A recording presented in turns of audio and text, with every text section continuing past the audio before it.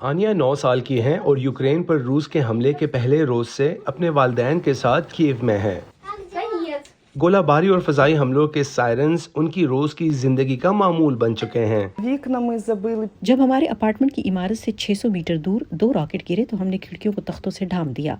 ان کی ماں کا کہنا ہے کہ وہ جنگ کے آنیا اور ان کی 2 بہنوں پر ہونے والے اثرات کو دیکھ سکتی ہیں۔ وہ کچھ الگ تھلگ ہو گئی، کبھی بہت غصے میں اور تناؤ میں آ جاتی۔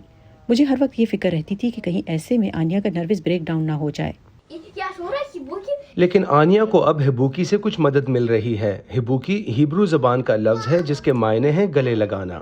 ہبوکی نفسیاتی علاج کے لیے اسرائیل میں ایجاد کیا گیا ایک کھلونا ہے۔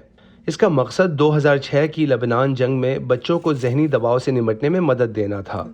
اپریل 2022 میں یوکرین کے سائیکالوجسٹ نے ہبوکی کھلونے یوکرین کے صدمے سے 2-4 بچوں کو دینا شروع کیے۔ آنیا کا خاندان کیو میں ان کھلونوں کو وصول کرنے والے پہلے گھرانوں میں سے ایک تھا۔ 3-4 ہفتوں کے بعد ہمیں واضح نتائج نظر آنے لگے۔ آنیا پھر سے بچوں سے بات کرنے لگی، رویہ دوستانہ ہو گیا، کہیں زیادہ پرسکون ہو گئی۔ وکٹوریا نظراوچ یوکرین میں ان پہلے پروفیشنل سائیکالوجسٹ میں سے تھیں جنہوں نے اس طریقہ علاج کو استعمال کیا۔ بہت سے بچے صدمے سے 2-4 ہیں، ان کے گھر نہیں رہے، وہ روزانہ راکٹ کے حملوں کا سامنا کرتے ہیں۔ ہم کسی ایسی چیز کی تلاش میں تھے جس سے انہیں صدمے سے نمٹنے میں مدد ملے، اور یہ کھلونا وہ چیز ثابت ہوا جسے بچے گلے لگا سکتے اور اس سے بات کر سکتے ہیں۔ آرٹ کے ذریعے نفسیاتی علاج کرنے والے آرٹ تھراپسٹ مرینا چرکشینکا کہتی ہیں کہ ہبوکی ذہنی تناؤ کو ختم کرنے میں بچوں کی مدد کرتا ہے جو کہ اس دباؤ کو بچوں کے اندر رہنے سے زیادہ صحت مند ہے، اور اس کھلونے کے بازو بچوں کو گلے لگانے کے لیے ہر وقت کھلے رہتے ہیں۔ ہم اسے گلے لگانے والا کتا کہتے ہیں۔ یہاں ایسے بچے بھی ہیں جو جنگ شروع ہونے کے بعد سے کیف سے باہر نہیں گئے۔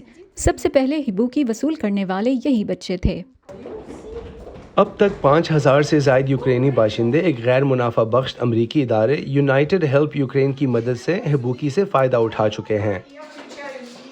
یہ گروپ ہبوکی کے استعمال کی تربیت کے لیے ٹریننگ کورسز کا خرچ اٹھاتا ہے۔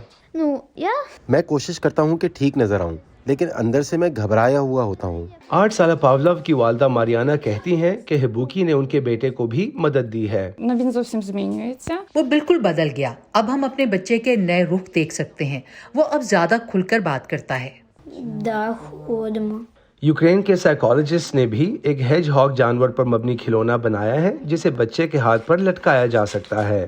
اس کے علاوہ یہاں نفسیات دان بچوں کو اپنے صدمے سے نمٹنے میں مدد دینے کے لیے آرٹ تھراپی کا استعمال بھی کر رہے ہیں۔